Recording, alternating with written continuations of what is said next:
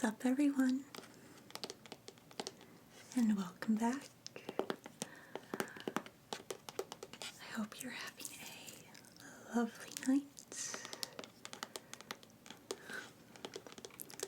Recently I took you guys through all of my N64 games that I still have from when I was a kid. And tonight, similarly, I thought it would be fun to take you through all of my PlayStation 2 games. A few more than I did of my N64 games, but these are especially fun. So I hope you will join me tonight and reminisce with me and geek out with me too. And to start things off, the game that is the whole reason that I got a PlayStation 2 in the first place.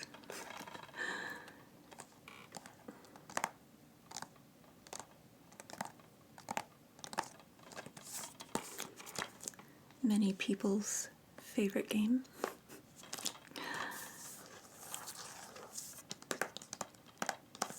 Kingdom Hearts.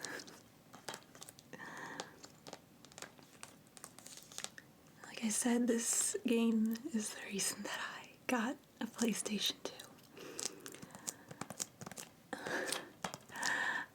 I remember as a kid, up until now, I'd always been a Nintendo kid. I had a Super Nintendo, N64, GameCube, all of that.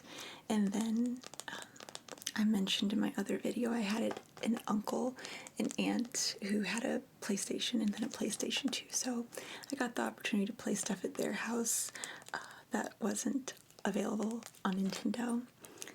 And I didn't really have like a huge desire to get a PlayStation for myself. And then I saw the commercials on TV for Kingdom Hearts. And I think a lot of people who saw those commercials, my age, who, saw this, merging of Disney and Final Fantasy and a video game, and, seeing that played against both the fast and slow versions of Simple and Clean, depending on the commercial, but that gorgeous song, and with this, combination, this crossover that was so different, from anything I can think of at the time. I was like, oh my gosh, I need that. And that was like the one thing I was into for PlayStation 2, for PlayStation 2 specifically, but for PlayStation in general, were the Final Fantasy games. That's like one of the things I would play at my uncle's house, and I remember having friends who had the Final Fantasy games and just being like awestruck by them. And I was just like, I need that game. And of course, I don't remember when this came out, but of course, if I got any sort of, game console, my mom wouldn't just buy it for me or something willy-nilly. It's something that I would get for Christmas or maybe my birthday or whatever. And I remember it was still a while before Christmas, but I needed this game. And I didn't have enough money for PlayStation 2, but I had enough money for this game. And so I went out and bought it, and I didn't have anything to play it on. I was like, I just need it, if anything, so I could just look inside at the guidebook, something, whatever it was, to keep me going while I waited to get a PlayStation 2 for Christmas. And for those of y'all who grew up in the good old Blockbuster days, you might remember being able to rent PlayStations from Blockbuster, and so I remember doing that. There was a time when like my mom had to go on a business trip that was like a long weekend or something, and I was going to stay with my grandparents, and my mom allowed me to rent a PlayStation 2 from Blockbuster for that weekend, and I played that shit out of this game during that weekend. I remember I at least got to the Little Mermaid level during that time, but here we have the guide that comes with the game. Look on the back there. I saw something, I think on Reddit recently, a post, someone like lamenting that you don't really get guidebooks anymore with physical copies of games, which is quite sad because there's so much fun stuff in here. Like even just the little synopsis, the intro to the game. I mean, you've got the basic stuff like controls, but this is so much fun with all the characters.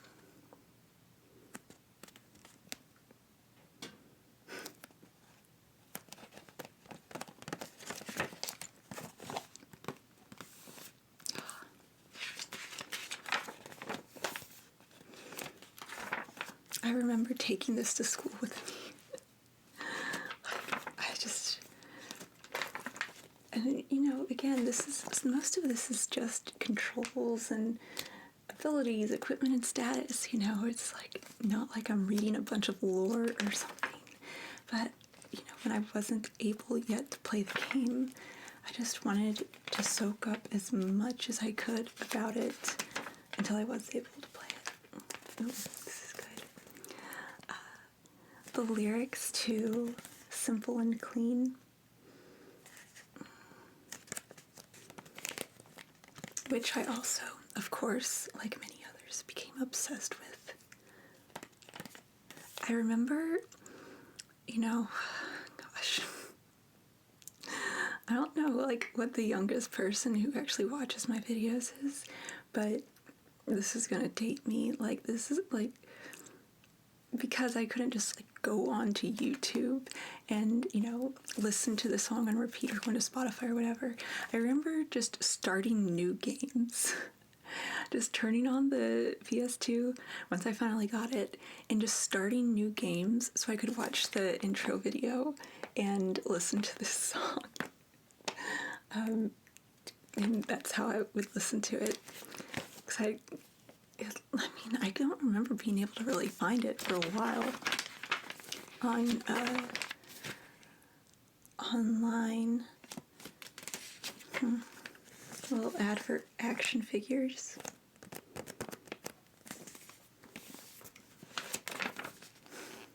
Ooh, that's pretty. Oh wow! How about this? An ad for Disney Mania as well. They should have put the song on here, now that I think about it. I mean, I guess it's probably, you know, not the main demographic for this, but I remember listening to some songs on Disney Mania and also liking Simple and Clean.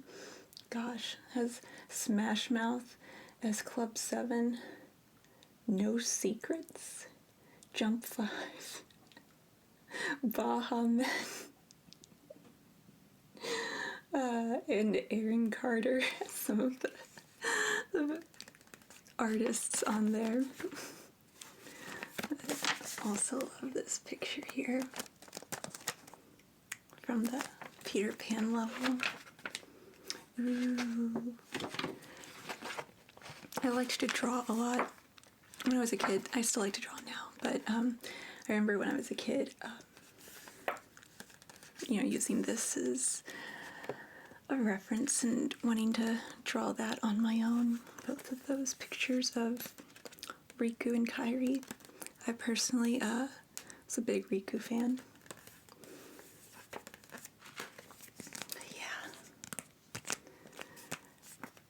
I'm honestly surprised that this guidebook is still, or I don't even know what I'm calling it. It's not a guidebook, but whatever the hell you call this that comes comes with the game. I'm surprised that it's still so intact for how much I carried it around.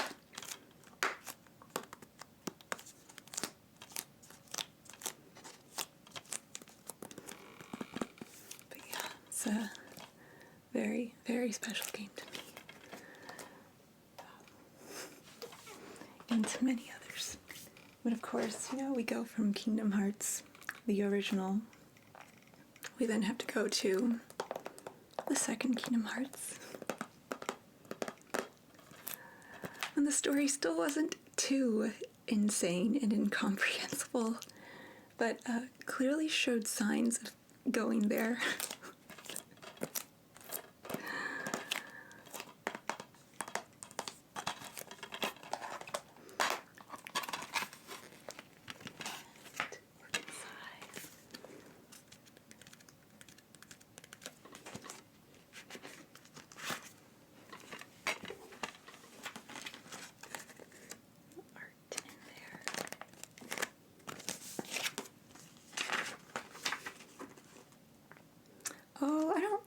So here's the character page on this one.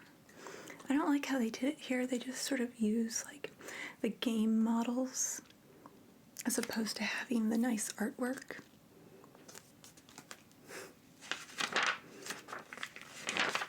But we do have some more ads that are kind of funny.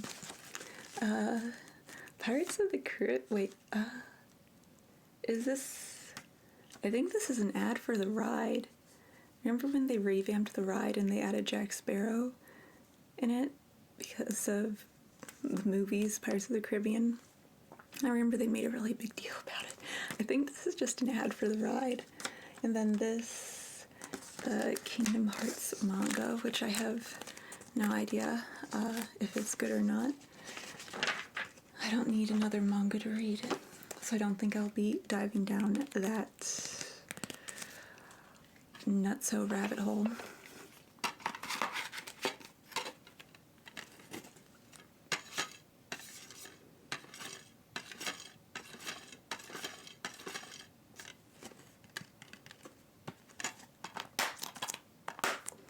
Not quite as special to me as the first one. Still great. I have played Kingdom Hearts 3. I don't own it. It wouldn't be in this video anyways because it's not for PS2. But man, was that one a disappointment.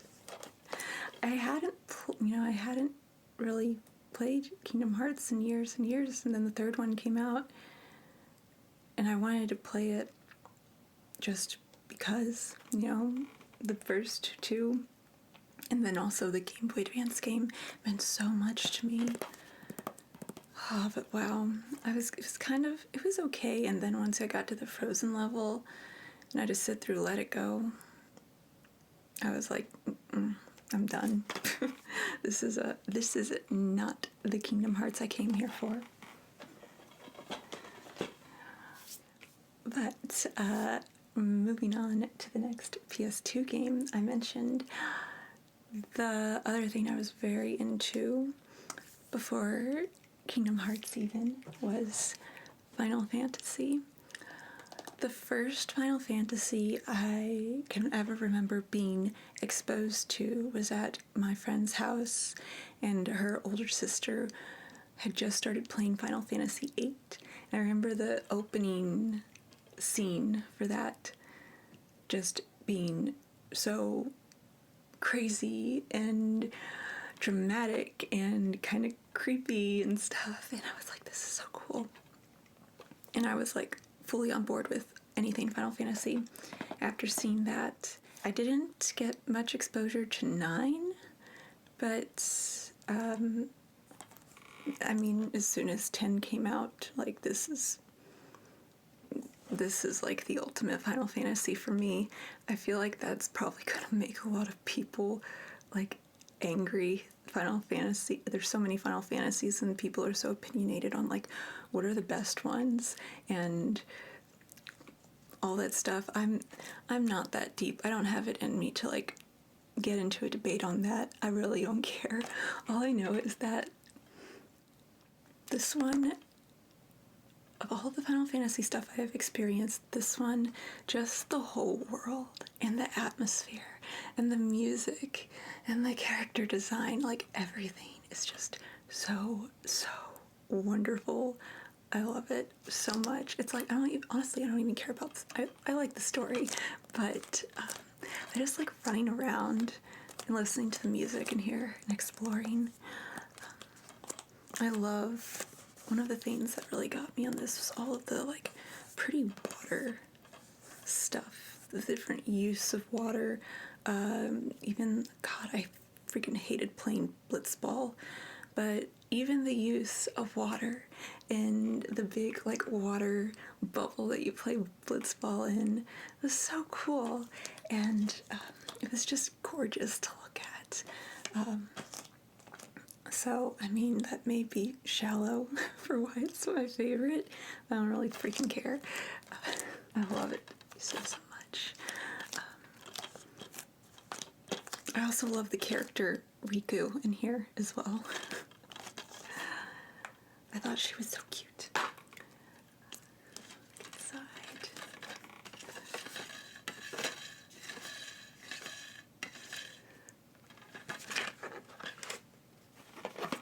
I didn't like Yuna though. I liked her in, and I know I feel like this is going to be divisive because she like turns into a totally different character in the second one, but I did like her in the second one. I don't know why I didn't like her in here. Maybe it was that weird, what is it, where her and Titus, however you say his name, they like shout into nothingness, that awkward scene. Maybe that just rubbed me the wrong way or something like that. Ah, there we go. There's the best girl, Riku. So cute. I liked drawing her a whole lot. And I loved her outfits. I had no style until like college. But if I had style at the time that I played this game, I would have aspired to dress like she does in this one. Not in the second one because she gets a little, I'm not going to say what I was thinking. She gets a little skanky in her clothing options in that one. But in the first Final Fantasy X, I love her outfit. Oh, look, more merch advertisements. I forgot that there was a lot of that in the little pamphlets that came with games. I think I actually got an action figure for this game. I think I might still have it. I wonder where I got it from. Oh, ooh, remember this? I never actually saw this movie. I heard it was not good. I heard it had a lot of potential, but was not good. And I remember when I got into Final Fantasy as a kid, there were a lot of people at school who didn't realize that I was into the games and not this movie, and they like gave me crap for liking Final Fantasy because of this movie. I'm like, I've never seen that. I don't know what you're talking about. But I don't really ever have any intention of watching it either. Oh, look, Oron. That's another great character. But show you something. I think I'm saving this for a different video. It probably won't come out in a long time.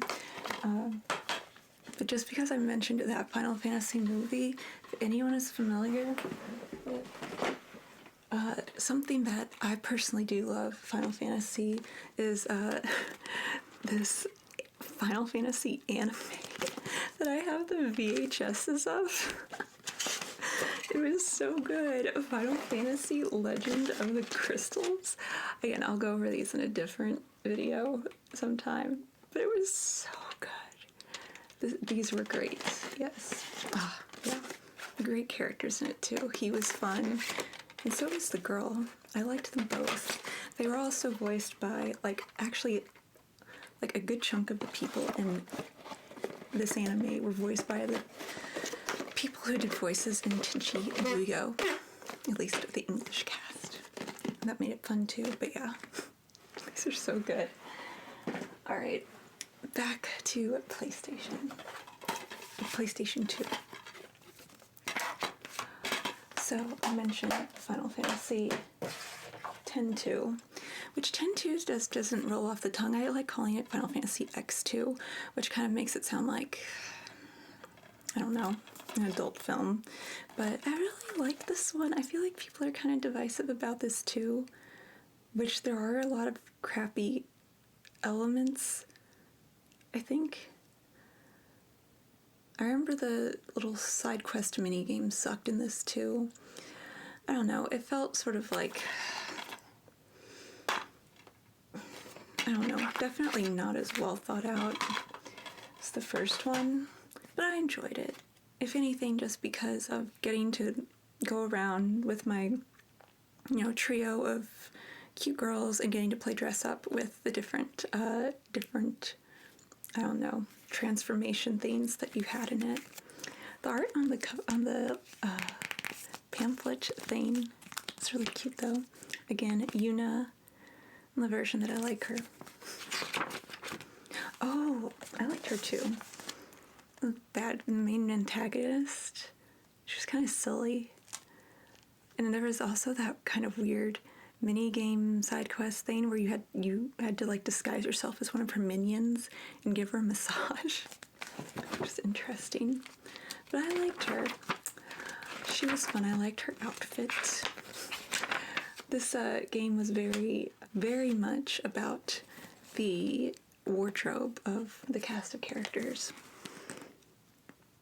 I remember finding those guys interesting too. But here we have Riku in her kind of skanky outfit. I remember when I first saw that, and I was still like, I think I was still in junior high at the time.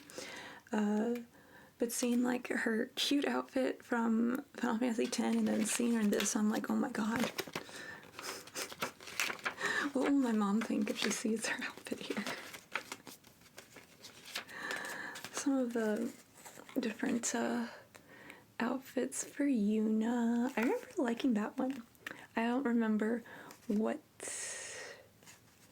it was called, but I liked that fighting style. That I can't remember what it was called. Oh look, we've got an ad for Final Fantasy X and more action figures.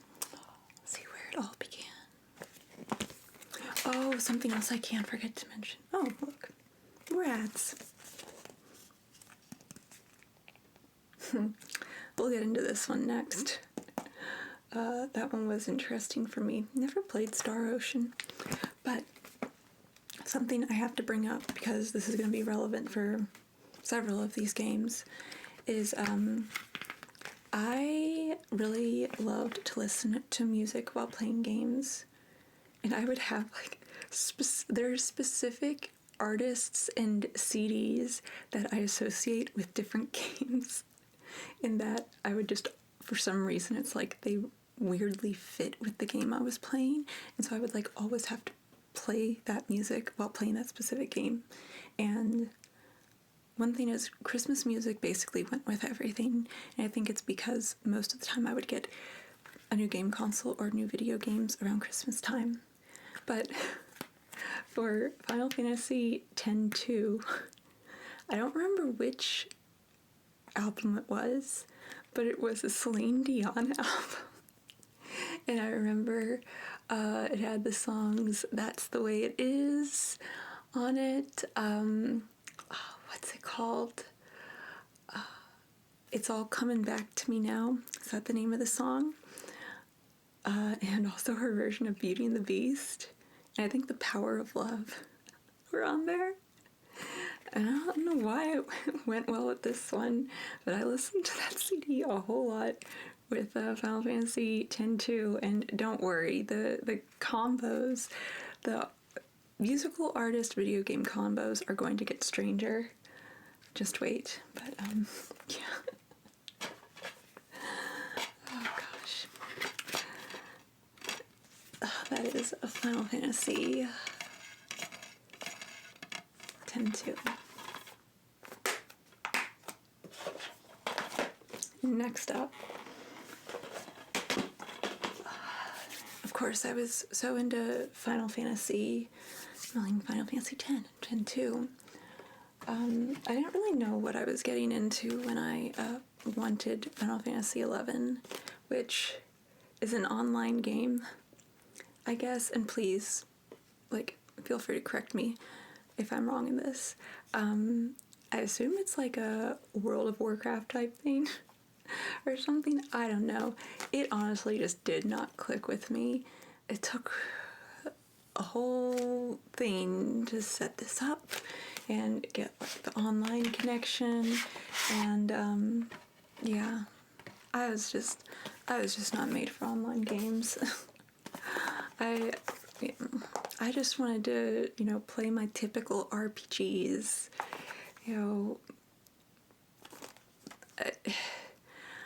I feel like I didn't even understand how to properly play this game. So I don't have much to say about it, other than I own it.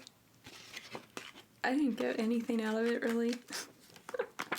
I can't really say if it was good or not.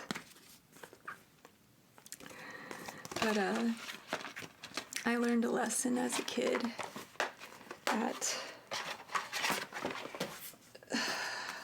this just was not for me.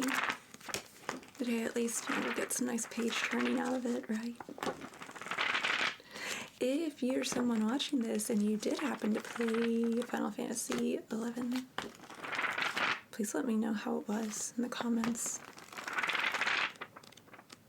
Hold on. I saw some nice imagery.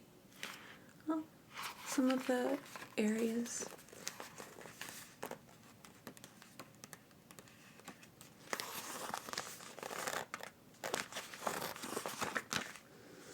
Some of the characters. I know that, I remember you like had a choice of being 4 different races in this, or 3? Something like that. I think it's 4. I don't remember what the hell they were. But, yeah. That's that. Sorry, wasn't that exciting. But the next one is, oh my goodness, so much fun. A Simpsons Road Rage. Oh my god, I love this game so much. Was it inspired by Crazy Taxi? Is that the name of the game? The one that you could like play in arcades and stuff. Oh my god, this game is so much fun. Alright, and so I mentioned that I had some weird music choice combinations with the games I played, and for Simpsons Road Rage, I loved listening to Sarah McLachlan's Mirrorball album. And not just the regular Mirrorball, it was the live version of Mirrorball. It was so good. I remember listening to Building a Mystery on repeat while going through all of the chaos of this game. But oh my god, it just fits so well. Again, no idea why. But for anyone who is not in the know, which shame on you, you should be, this is basically you can play as different Simpsons characters, and you basically are working as like a taxi service, and you have to go around and pick up different characters from The Simpsons and take them to their destination within a certain time. And there's chaos. Oh, and sorry, alright, I love this game, but I'm admittedly not a crazy huge Simpsons fan. What's like the mayor, he's a mayor, right? The mayor who's like an antagonist of the game. whatever his name is, he would also come around and try and stop you from getting people to their destination, like trying to ram you off the road and stuff, for a little extra challenge. I don't know. Oh god, yeah, it was so good. Let's get to it. The Simpsons always have really good video games. Like, oh, the Simpsons arcade game. So much fun. I remember playing a Simpsons Super Nintendo game as well.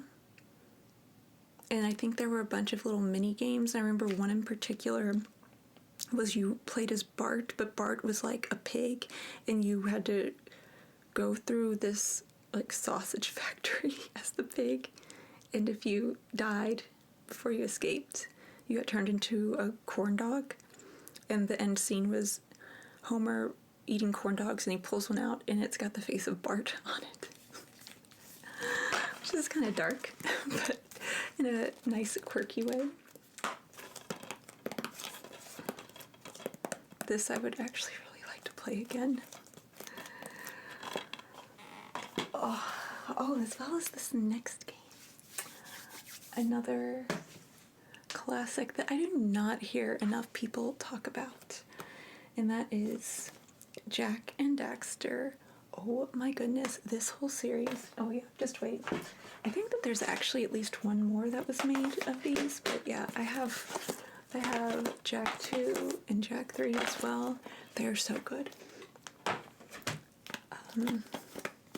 Yeah, the first one. I feel like, I mean, just in terms of the gameplay, it's probably my least favorite. I hope this is not like a super divisive statement as well. I don't know how opinionated the Jak and Daxter fandom is. Well, this is cute. I'll get into that in a bit. But, oh, Jak, my boy, I hope this comes in handy on your quest. Good luck. Your uncle, Gol and, oh, don't forgive me if I mispronounce this, Gol and Maya's Citadel, Yellow Sage's Lab, Dark Eco Silo. I like this. It's like the guide opens up. Oh, it might open into a poster actually. Let's see.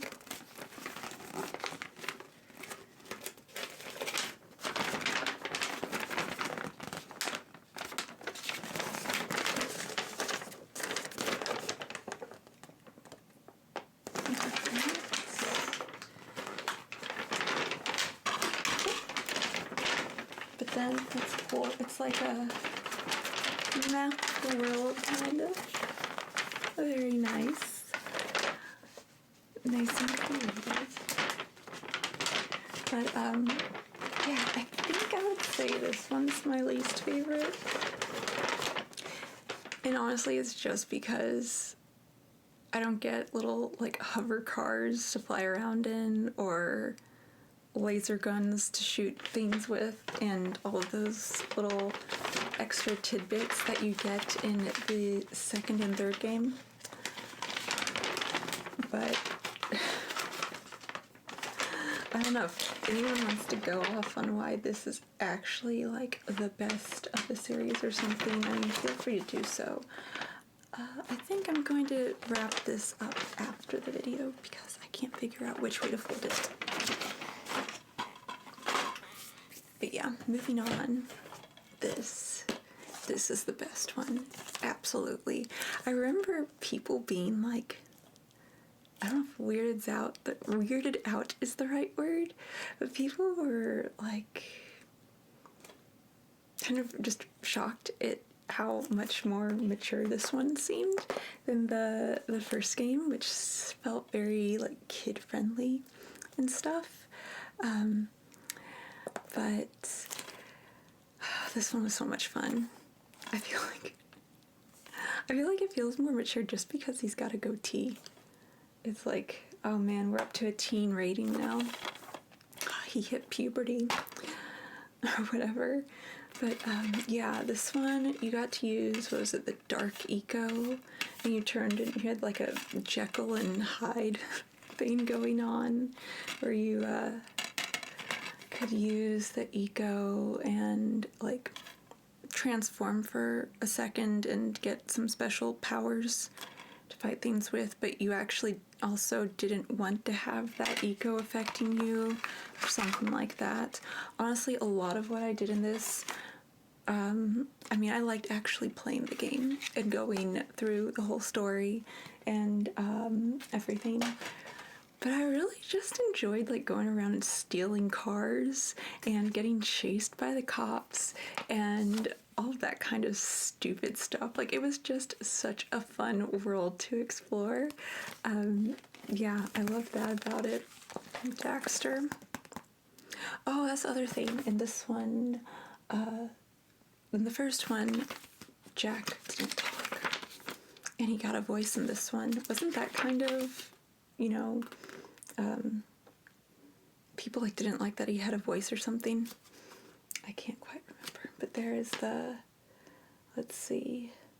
I don't need to get into the whole story. I was hoping if it would confirm like why or how you change into that, but I don't have time to read all that text right now. But yeah, when you use the, I'm pretty sure it's Dark Eco, that's what you look like and transform into. Oh, nice. And it has, oh, there. I don't remember using that thing, but there are some of the like flying cars that you could use and you could steal. It was so much fun. Maybe like I've actually never played a Grand Theft Auto game, but like from what I've seen of Grand Theft Auto, it's like maybe GTA Lite or something. Here's some of the guns, which were so much fun to use. Or here, the morph gun will aid you in your attacks against the metalheads. There are multiple upgrades and modifications that can be made to the gun, giving it different firepower capabilities. Yeah, that was so much fun to use. Ooh, she was a fun character. I feel like if you go on to like Jailbrew or something, there's probably a crap ton of dirty fan art of her. But as someone who is not thinking about making dirty fan art of her, I just like her as a cool chick character. Ashlyn, that was her name, I believe. Yeah. Very nice. But I know Ashlyn had a brother who I think I would maybe like to see dirty fan art of. But I liked Ashlyn and her brother. Sorry for getting a bit off topic there. And last in our Jak and Daxter series, we have Jak III. I don't remember quite as much about this one, but I remember what they call, I don't remember what they are, but these like rover car things were a lot more prominent, and you had to go out beyond the city and like go out into the desert and drive these around to get to different places. Yeah, it was fun. It was fun. It felt like a lot more of what was in Jak II, but I loved what was in Jak II, so that was fine by me.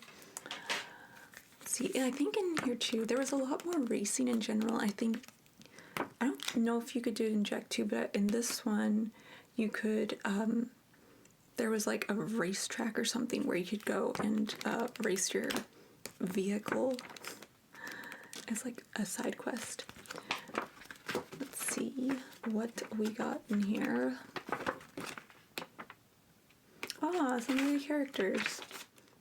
Getting to know Jak. Jak has continued to mature and grow since the last time we saw him. Forced into exile by the very ones he fought to protect, anger and resentment fester inside him. Questioning his purpose and even his true identity, he is a tormented soul who has yet to come to grips with his newfound dark powers.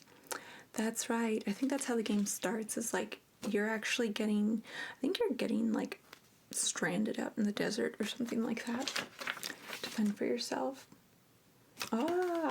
Here are the vehicles, the off-road vehicles as they're described in here.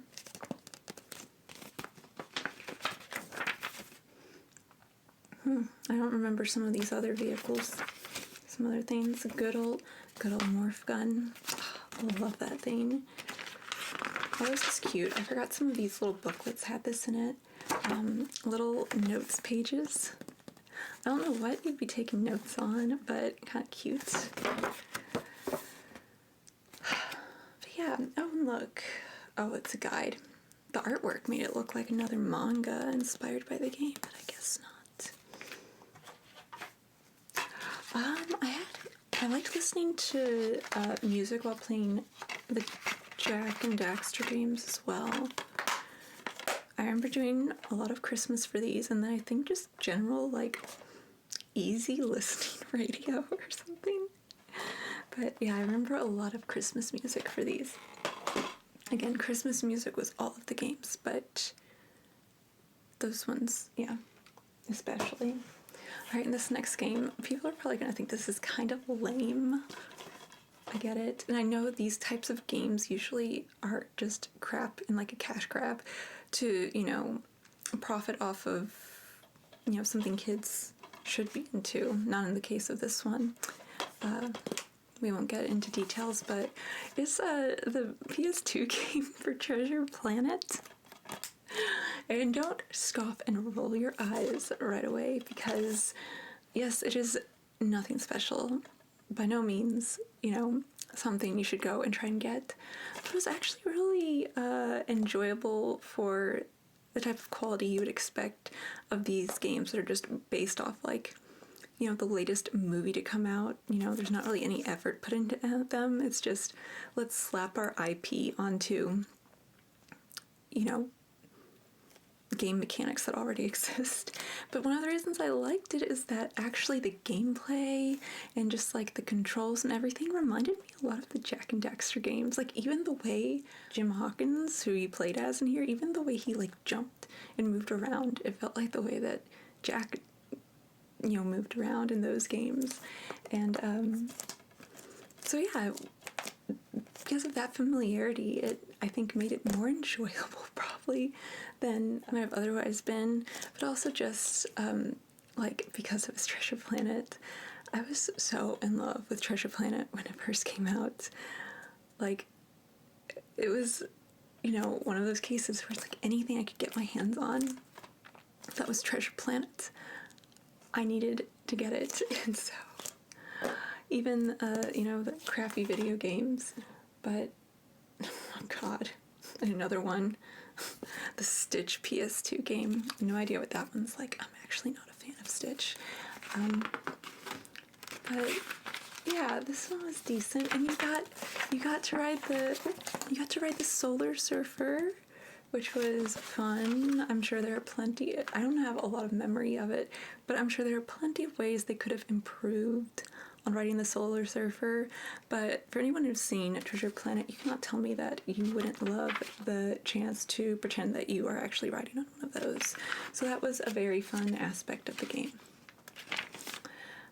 Oh gosh, I love that artwork so much. Always. It's so good. I'm gonna have to go watch this movie.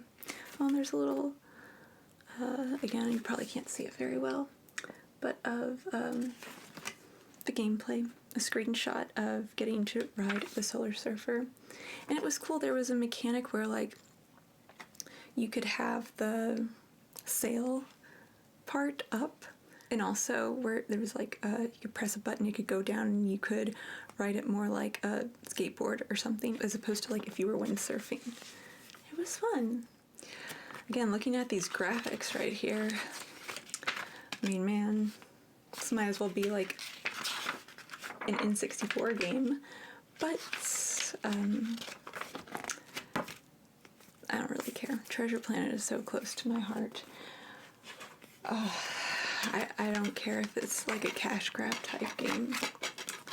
I love it because Treasure Planet did not get, I mean, yeah, Treasure Planet, with how mistreated that movie was at the time, I'd say, like, could we really ask for more than this? This is like, we are lucky we got anything for Treasure Planet at the time. This is like, you know, for how little effort was put into marketing, and like how basically the movie was set up to fail. This is like, you know, Elden Ring level for everything else we got surrounding that movie, which is so sad. But on to something happier. This, I mentioned in my N64 video how much I absolutely love Harvest Moon, and I have quite a few Harvest Moon games. In fact, I might eventually make a separate video just going over my full collection of Harvest Moon games, because I ended up buying them pretty much for like any console I ended up having at some point, and that includes the Harvest Moon for PS2. It is Harvest Moon Save the Homeland, and I will say something about this one. One of the best parts about the N64 Harvest Moon was wooing one of the lovely ladies of the town you lived in and making her your wife.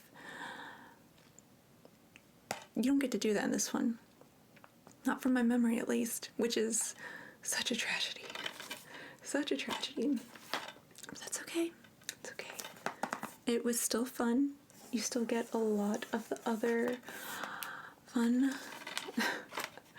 building your own farm aspects. Oh dear. I don't know what happened to my case. But yeah, that alone is a point against this one. Oh, and Olive. Oh, I will say, so I always love the way they draw the animals in the Harvest Moon games. But they did the cow dirty in here too, because usually the cows have like really big nose areas. It's not a snout, whatever you call that area of the cows, and that's not how the Harvest Moon cow should look. But I remember this one, it seemed like it went a lot faster in terms of like sort of like replaying the game and different storylines you could do than say the N64 one, which felt a lot more just like a continuous game. This one, it's like you finish a storyline or finish a quest, and then you sort of start over, and a lot of the interactions and things with people are reset. So like different ways that you interact with people, or if you go a certain place at a certain time, will result in a different progression in whatever quest you were doing at that time. I hope that that was a sufficient and not too confusing explanation. But we've got all of our characters here. I'm not going to go through them because I did really like the Harvest Goddess. The Harvest Goddess, I remember being a prominent figure in all of the games, of course. Oh, there was, wait, could you woo some of the girlies in this one? Because I'm looking at the list of characters here, and I remember some of these girls I at least wanted to, you know, flirt with and give some presents and stuff, you know, like you do in Harvest Moon. But I don't think I could, and I think I was very annoyed by that. But Gwen, environmentally conscious Gwen lives with her grandpa Woody at the carpenter shop. She likes food and all animals. She was like the tomboy chick in the Tomboy Chicks. I don't think she was a bitch like Karen in the N64 game, but the Tomboy Chicks are just, maybe because I was always a little tomboy, but yeah, the Tomboy Chicks were always my favorite in these games. And all of the girls that I wanted to make my life. Oh wow, this has the breakdown of all of the foods, all of the produce, and how much money you can get for them. I like, it's so cute how they have even like the times that the shops are open in here. Breakdown of the seasons. Wait, oh! There are a total of 9 different ways to save your farm into village. Each ending hinges on your completing the events that we've outlined on the following pages. Best of all, if you complete an event and find one happy ending, you can play again and try for a different ending without rebuilding your farm from scratch. So yeah, like the interactions and stuff were all reset, but you still had, you know, all your animals, all of your crops, all that fun stuff that you did not have to redo. I don't remember how many, I know I didn't finish all of these, but I did finish some, and I can't remember. I finished one that involved the Harvest Goddess, and that's the only one I remember. This is cute though. Important tips. Here. Important tips. Perplexed, perturbed, don't start acting like a horse with a hornet under its saddle. Take a gander at these helpful hints instead. You'll find more helpful advice by tuning in to Farmer Fran's morning show on Channel 2. Let's see. Guys who are cooking are better looking. Just like the real world, women around here appreciate a guy who knows his flan from his flambe. Buy a kitchen and give cooked treats as gifts. Move it, sleepy Bessie. How do you wake and herd a sleepy cow? Not with the point of your sickle. Remove any equipped tool. Stand behind the cow and press the square button. Oh yeah, I don't know if you could do this in other Harvest Moon games, at least the ones I played, but I do remember at least the character like made the motion if you could like get behind the cow and like push its butt to get it moving faster than it would move on its own, because sometimes those darn animals are so slow, and like I have places to be, girls to see, and gifts to give. I don't have time to wait for you to get back indoors. But yes, another fantastic Harvest Moon game that I kind of want to play again, but I don't have time. All right, last game. This one. What a moment in time was Guitar Hero 2. For this one, I had no desire at all to play Guitar Hero, and then my cousins, I think, got it for Christmas one year, and I was over at their house, and I played it, and I was like, this is too much fun, and I had to get it for myself. It's like, it's so funny, because I feel like, especially by the time the second one came out, this game just exploded.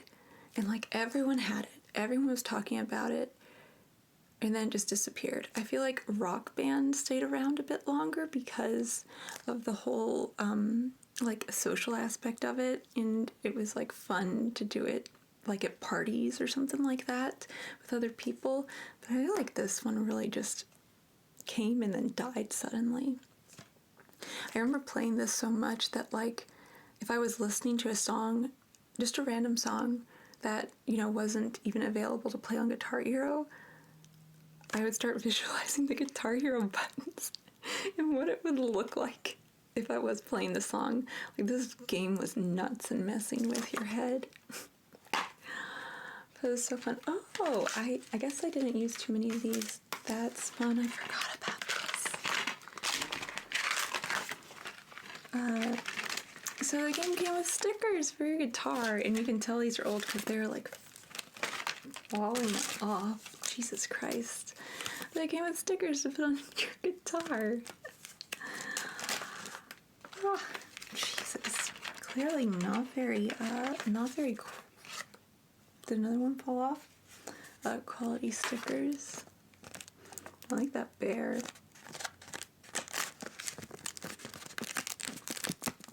Almost feels like it's dry rotted or something. Makes some nice crunchy sounds.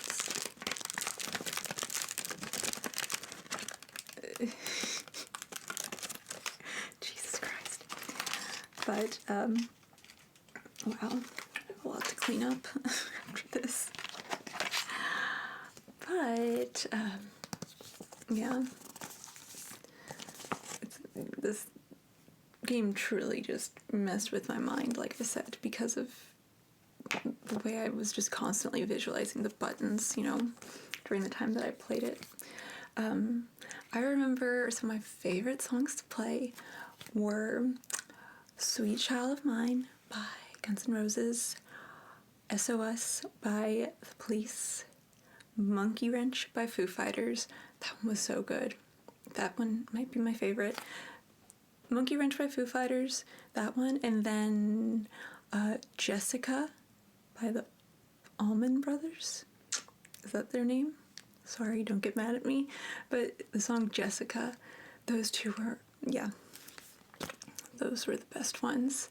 I remember my cousin hated Jessica because she's like, it's so long and there's no lyrics, and I just get so sick of playing it. I loved it. I love that song just in general. And it was so much fun to play. But, yeah, nutso game. I don't know what happened to my guitar. I may have sold it or something. I don't know why I would sell that and not the game, but, yeah, that's my final PS2 game. So I actually did have one more, but I do think I sold this game because I couldn't find it, and I'm pretty sure I sold it. And it was some Dragon Ball Z fighting game that I just did. It wasn't that fun to play.